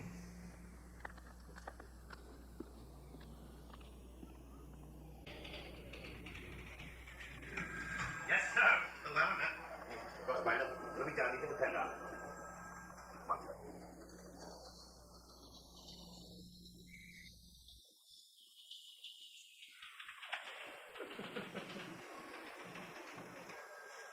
Oh, boy. Okay, Carl. I don't know how I did it, but I got you off the hook. You did? You're a genius, Tony. You're a genius. Now, what about the story? There is no story. What? That's it, Carl. There is no story. From now on, they're going to hand the whole thing their own way. They're going to... Oh, kill him, Kolchak! Didn't they hear me? Didn't they hear what I said? Don't they know what's going to happen? I mean, if they don't lure him out, if they don't get Malcolm out of there, he's going to get his 6 kills somewhere else, and he's going to disappear for 21 years. Didn't they hear me? Don't they know what's going to happen? There's no intent to panic in the entire city just for your sake, Kolchak. Period. Now, your next assignment. Your next assignment, courtesy of Mr. Llewellyn Crossbinder. Your next assignment, bright and early tomorrow morning, you're covering the Daffodil Festival in Puyallup.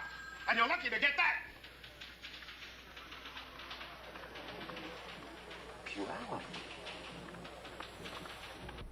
It was with deep regret that I chose to forego the joys of daffodils in Puyallup, but I had other plans. Saturday, April 15th, 2 a.m. We started out. One belly dancing undergraduate and one reporter who, despite his air of spit-in-their-eye confidence, hoped to heavens he wasn't hastening said undergraduate to her doom.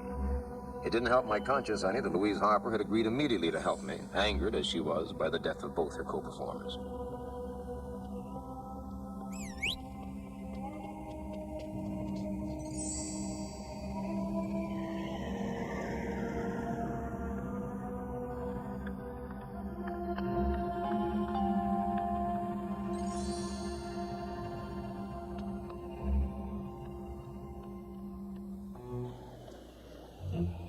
you please stop looking around like you're suspicious of something? Just walk natural. Go on, I'll be right behind you. I'll be right behind you.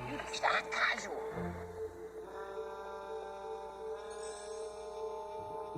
The first 3 nights passed without any particular incident. Most of the time was spent trying to duck the police. On the 4th night, things began to happen.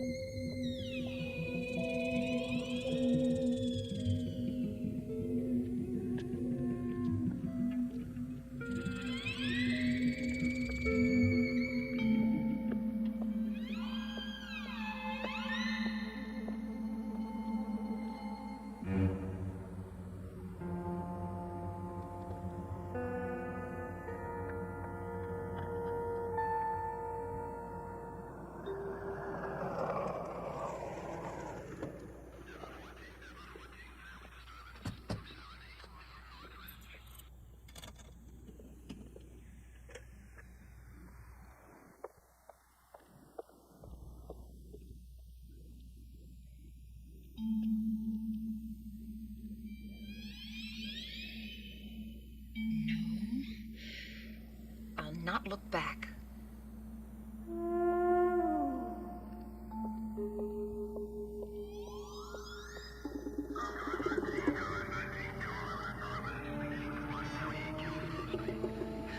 All right.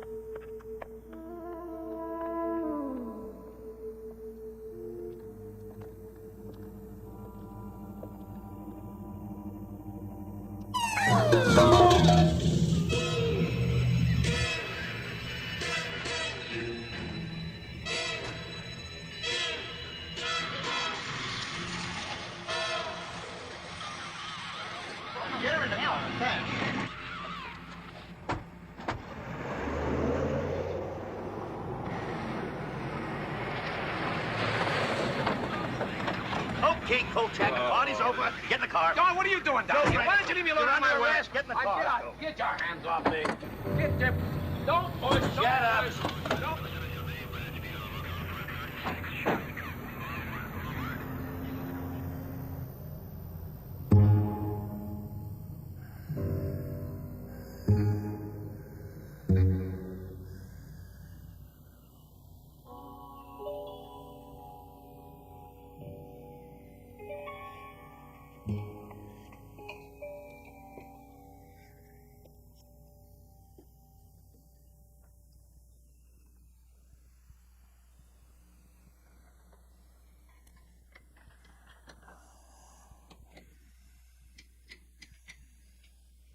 Who's there?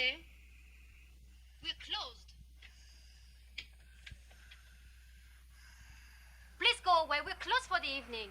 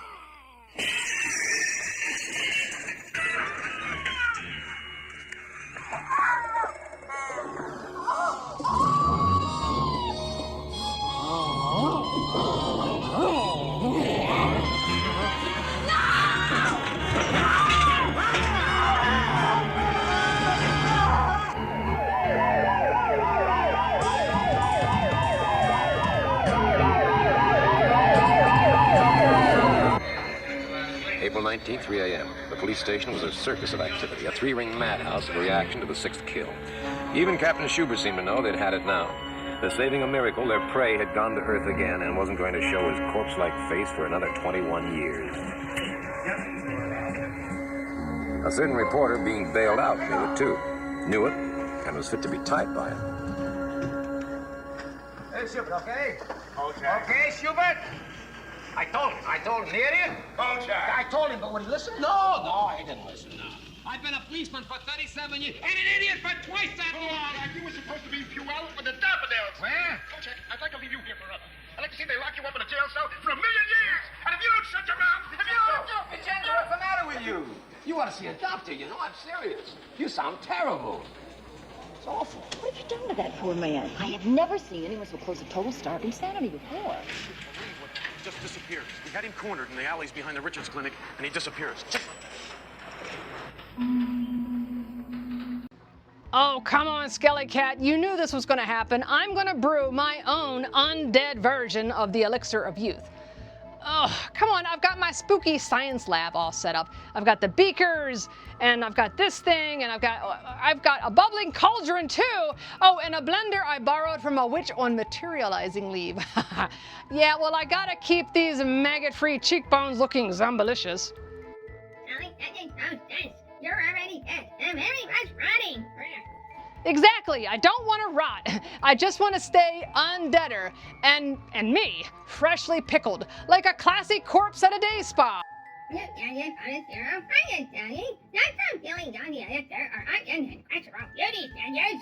Yes, I know I wanted spiritual guidance, not Darren and Samantha. And I want an undead drink, too. Oh, I see. You're back. Welcome, my worm-riddled watchers, to another juicy bite of Sally the Zombie Cheerleader's School of Horror. Now, Kolchak's dive into the gooey guts of Seattle's underbelly is getting messier than a zombie potluck. We've got mysterious fleshies, suspicious stairwells, and enough cryptic clues to make Scooby-Doo eat his own leash. And our favorite dusty news researcher, Mr. Barry, continues connecting the corpsey dots and uncovers the big bad name of our suspect, Dr. Richard Malcolm. Or is it Dr. Malcolm Richards? Anyway, the doc is a Civil War-era weirdo with a bad habit of disappearing every 21 years like a ghost on vacation. Sounds like someone's been sipping the secret sauce of spooky longevity. And boy, do I need that secret sauce too. Imagine a forever Sally. No, not a forever Sally, no! Hey, cut that out, you whimpering, whiny, wailing Weisenheimers. Jeez, there's nothing wrong with wanting to hang around forever and ever and ever like a cobweb at a Furby sale. Please don't, Sally. Anyway, Kolchak's camera work is sneakier than a ghoul at a peekaboo show. He's dodging guards, crashing police patrols, and stirring the pot harder than a witch at a bewitched soup night. But uh-oh, here comes Mr. Crossbinder, grumpier than a grave-robbing goblin with a stubbed toe, chewing Kolchak out for poking his tabloidian nose where it doesn't belong. Now, the police are lurking like mummies at a dance recital, blocking Carl at every alleyway, and it's up to Tony Vincenzo to bail him out again and again, armed only with sarcasm and blood pressure meds. Meanwhile, Kolchak has a plan. Use Louise as bait to lure out Dr. Richard Malcolm. Because nothing says investigative journalism like risking your only friend to catch a 144-year-old elixir-chugging Civil War maniac. Now it's raining drained babes, and Kolchak is playing a weather map with a grim forecast. Anyway, the horror's heating up, and the creepy clues are cooking hotter than a flesh pie in a furnace. So grab your garlic necklace and your strangle-free flashlight, because we're just getting to the good stuff. Now stick around, my little spine tinglers. We've got undead doctors, wacky witnesses, and crypts crawling with clues. Don't even think about changing the channel unless you want the ghost of bad haircuts of the past to haunt you. Now let's creak open that crypt door and dive deeper into the delicious darkness of the Night Strangler. Oh, hey, Skelly Cat, can you hand me that lighter over there? I don't think so, Sally. Vincenzo was so upset it took me an hour to get rid of him, and then only because I promised to go straight home to bed. Maybe no one else knew what was going on, but I was sure that I did. Our man had to have a way in and out of some secret part of the underground. And the basement of his old clinic had to be it. The shadows.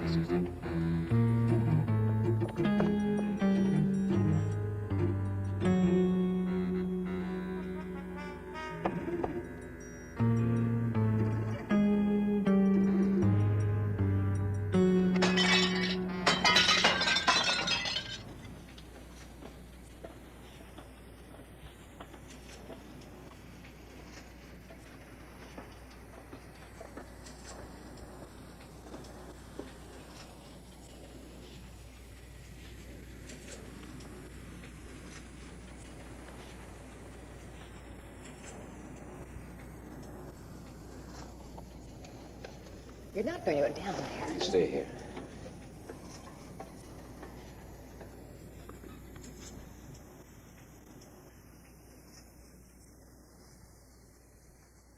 What is it? Looks like a big air shaft down here. Where does it go? All over. Check it out.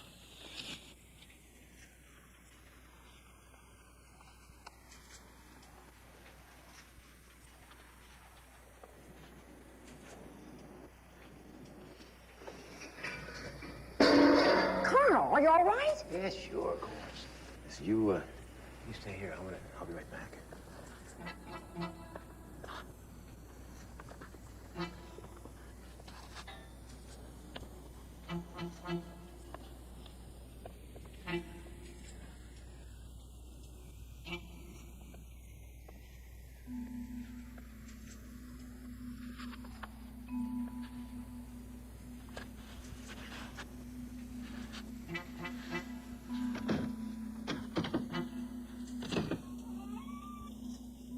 Just when I thought I'd finally struck out, I found it.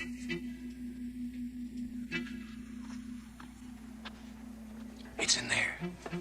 Give me 30 minutes and call the police and tell them where I am. What are you going to do? I'm going to get my exclusive. What do you think? I think you're crazy. That's what I think. You just do what I tell you. I gotta get going.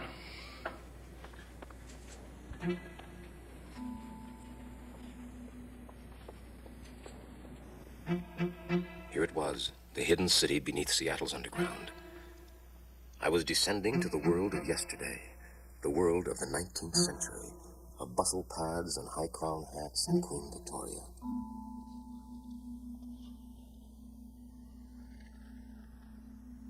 The private world of Dr. Richard Malcolm.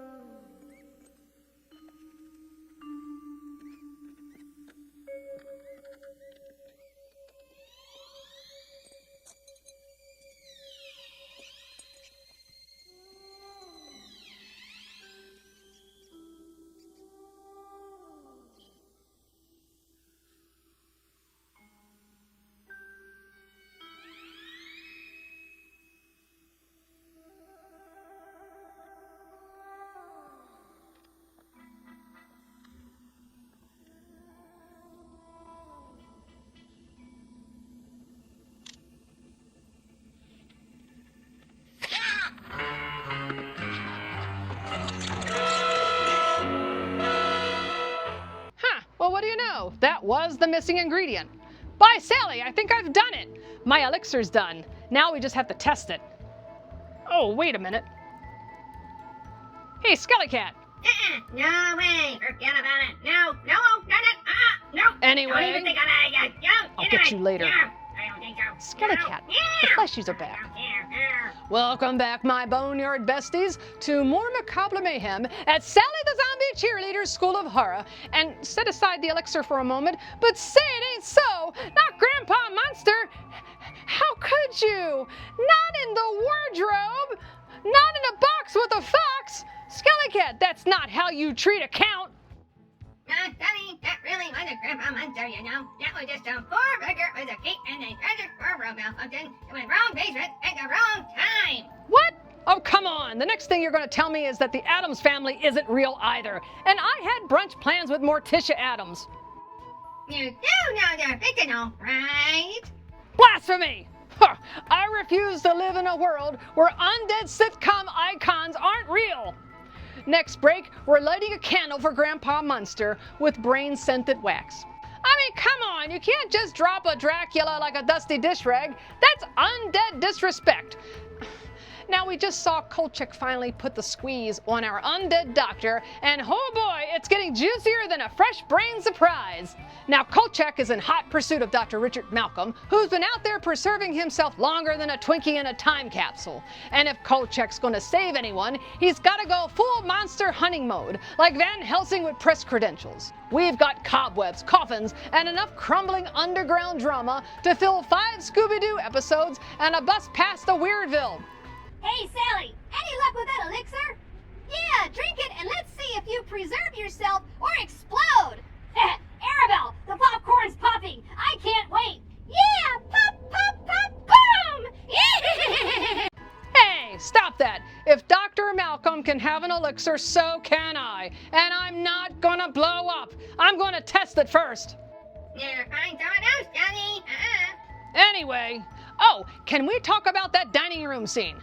It's a dead man's party that was cross-pollinated with the Texas Chainsaw Family Reunion. I mean, if Leatherface had a taste for Victorian place settings and formaldehyde, this would be his dinner party. But this isn't over yet, fleshies. It's showdown time, and Kolchak's charging in like a caffeinated bat with a flash bulb and a press pass. And I hope Dr. Malcolm likes the spotlight, because Kolchak is about to expose more than just his secret stash of eternal youth elixir. Now, don't touch that remote, my moldy minions, or I'll haunt your fridge and replace your pudding with phantom phlegm. Now, of course, my elixir is ready, but it needs to be tested still. I wonder, It's almost feeding time for Skelly Cat, you know. I could just slip a few drops into his dinner. I wonder, let me see. Oh, just a little bit. Oh, hey, Skelly Cat, I want to get your din-din ready. Yay, finally, Sally, it's about time. Now, while I feed Skelly Cat, let's sharpen those scalpels, prime those needles, and get back to a movie with a plot twistier than a mummy doing yoga. Because it's time to unravel even more monstrous mysteries in the conclusion of the Night Strangler. Who are you? Who are you? Carl Kolchak, Daily Chronicle. How did you get here? Through the cellar of your clinic. Clinic? I have no clinic. Why do you say that? But you are Dr. Richard Malcolm.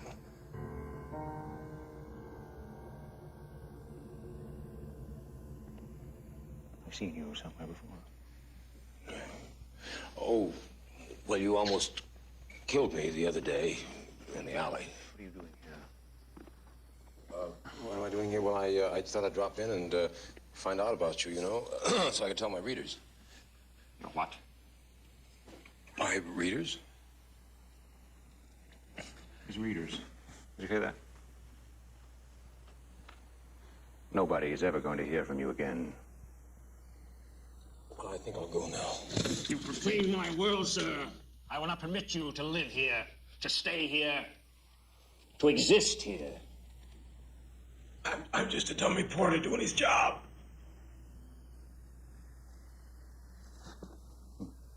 You grovel nicely, Mr. Kolchak, sir. Daily Chronicle. Sir. So you want a story, do you? He wants a story, darling. What do you think? Oh, let's see it this time.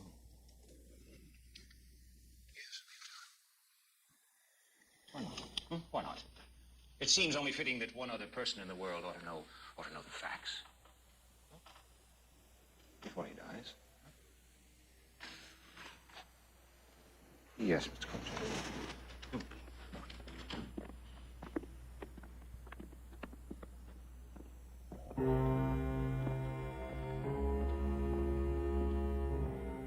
I'll not bore you with the details of how I evolved my formula. Suffice it to say that the additive which ultimately made it work for me was the blood of women removed from their brains in the 7 seconds following their death. I found that 6 were required to supply the quantity of blood that was needed for the 18-day period in which the elixir was consumed. In 1868, I first took the elixir. Then, believe me, my immortality was assured. I decided to perfect and refine the formula in the hopes of bestowing its benefits on mankind. No longer circumscribed by time and death.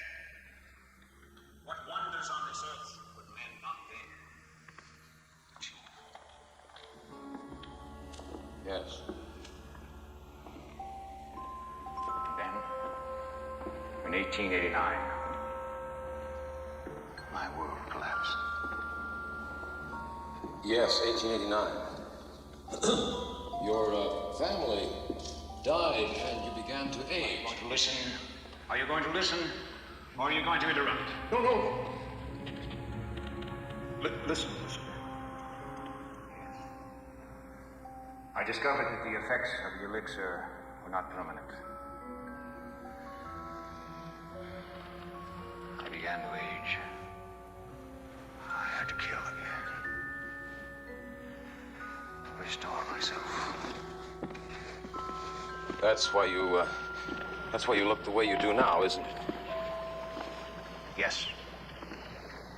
Stage By stage. In 18 days. That's the way the elixir works. Yes. And then I shall have 21 more years to make its effects permanent. 21 more years? That's all you're ever going to have, isn't it? That's not true. I'll find the answer eventually. Eventually? How many more women are going to have to die? What's a few lives compared to immortality, Mr. Kolchak? This is the 6th and final dosage. I shall take it shortly, and the revitalization shall be complete. If I don't take this final dosage now, the process will reverse itself. But I will take it.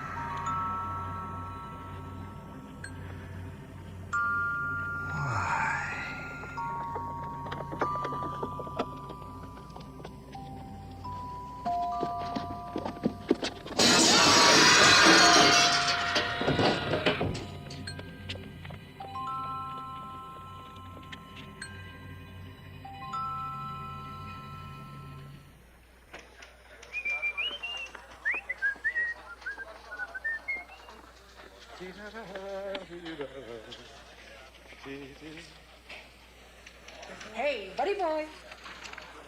Yeah. Hey.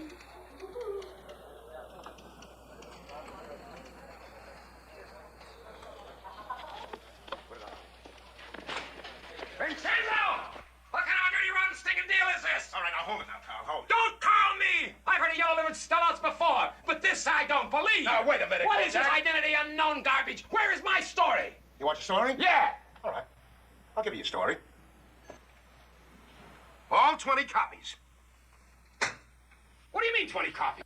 That's all that came off the press before Crossbinder stopped them. What are you looking so surprised about? I'm the dummy. I actually thought they'd print all that. Well, why didn't you print it? I mean, you're the managing editor. Why didn't you print it? What's wrong with you? You actually think there's any difference between this town and Vegas? But they saw it, Tony. They all saw it. I mean, even Schubert saw it. Carl, no one in Seattle's going to admit that a dead man's roaming around that city killing people since 1889, but I was stupid enough to think that they would. So this is it, huh? And I'm out of a job. Is that right, Vincenzo? And that I feel bad about, Carl. Why should you feel bad, Tony? I mean, you're still working. Oh, I don't deserve that, Carl. If you had any guts left, any at all, you'd go upstairs and... All right, Carl. I've had enough. So have I. Don't ever do me any more favors. Do you any favors? Oh, you miserable ungrateful. Ungrateful? What do you want me to do? Thank you? No. Just get out of here. Get out. And next time you do me a favor here, you see me again, just keep walking. With pleasure. And thanks, Vincenzo. Thanks for nothing.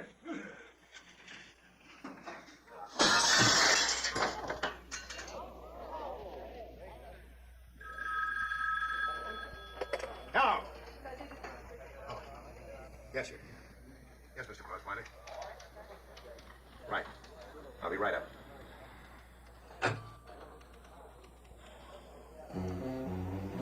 So there it is, another tale of defeat snatched from the jaws of triumph. Another case of virtue unrewarded, of dishonesty being the best policy, injustice Will rampant. you shut up and put that stupid recorder away? Let me get some sleep.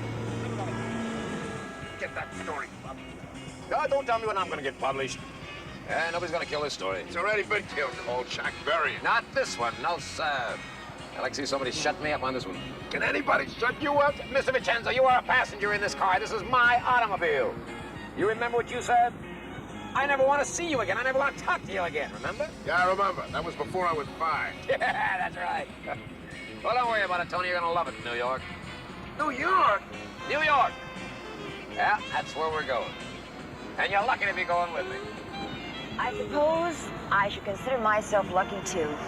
That's right. Oh, Kolchak, do you know that I have heard just about all I want to take from you or even hear ever again? You think you've got problems? Here I was, one semester shy of getting my degree in psychology, and what happens? You show up outside my house for one day. Now, all now, Kolchak, compared to you, I am tongue-tied. And before I know what's going on, you're all being yelled at by that. All right, fleshies, we've reached the gory grand finale of the Night Strangler. But before we wrap up our undead lesson, let me just check on Skellycat real quick. Hey, Skellycat, how's dinner going? How's my little crypt kitty? How are you doing after dinner? Hello? Oh, no. It worked. It worked. Well, it did something.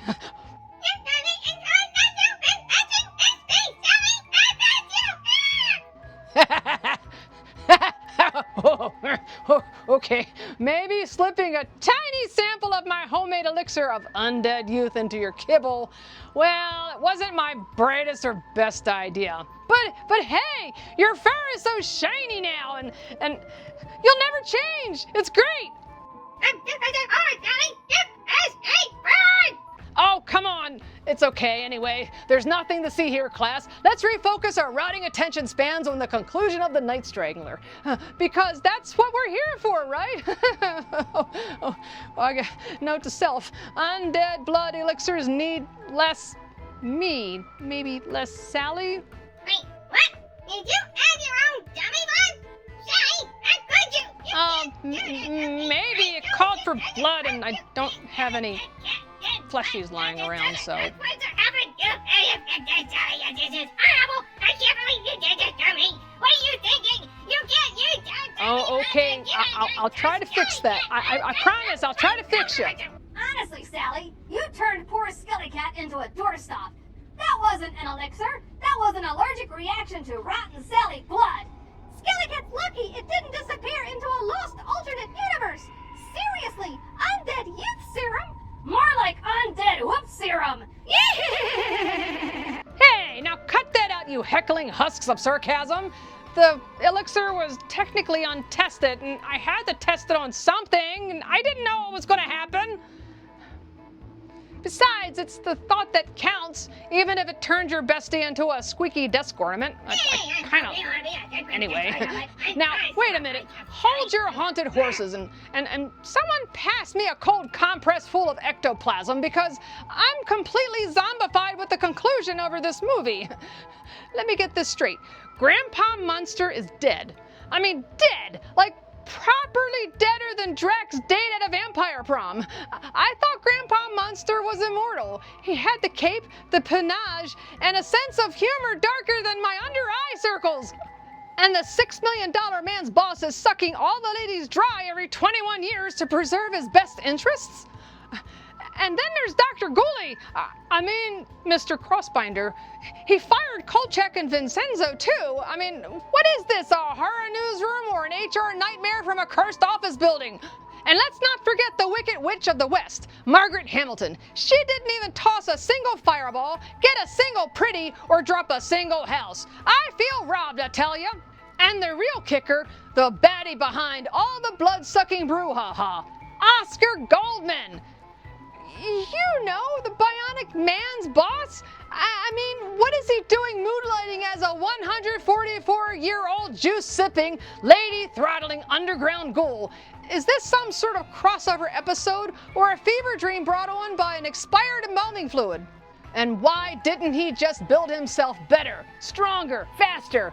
You know, he's no astronaut in my book. Or maybe he took immortal job security a little too seriously. Really, Sally? I've seen fresher brains at a graveyard picnic. You just now figured out he wasn't actually an astronaut? Yeah! One small step backwards for Sally, one giant mistake for fleshies, all kinds! Yeah!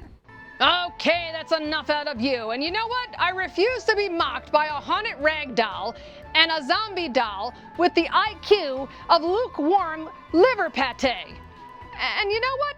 I'm a zombie horror hostess. I'm not a conspiracy theorist. Okay, my decaying darlings. Despite the plot twists, identity swaps, and undead drama, the Night Strangler was one strange and snazzy supernatural ride. Now, from the moody Seattle underground city to strangled showgirls and spooky science projects, it's everything you want in a made-for-TV monster mash from the early 70s. Well, that's all for tonight, my decomposing darlings. Thanks for staggering through the Night Strangler with me, soggy Seattle underground sinister science shenanigans, and strangled showgirls in sequin-soaked sorrow. And a spooky spectacle with enough fog to fumigate a pharaoh and more twists than a possessed pretzel.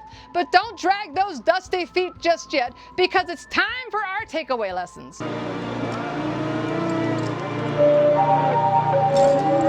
Never trust a charming gentleman in a cravat holding a needle, especially if he lives underground and brews immortality smoothies. If your newsroom boss has more mood swings than a werewolf in Mercury retrograde, run! Always check for references when your new coworker claims to be 144 years old and looks like he moisturizes with formaldehyde. Seattle's underground tunnels, great for murder cover-ups, bad for summer vacation spots. And finally, undead blood and cats do not mix unless you want a purring plastic figurine. Sorry, Skelly Cat. Oh, and don't forget to like, subscribe, and creak that notification coffin shut so you never miss another graveyard screening at Sally the Zombie Cheerleader's School of Horror. Until next time, keep your syringes sterile, your subterranean secrets secret, and your zombie memes moldier than last week's brain casserole. And remember, don't test anything with Skelly Cat. Stay fresh, fleshies. Sally the Zombie. I get Zombie Cheerleader. Okay, ready? Sally the Zombie Cheerleader's School of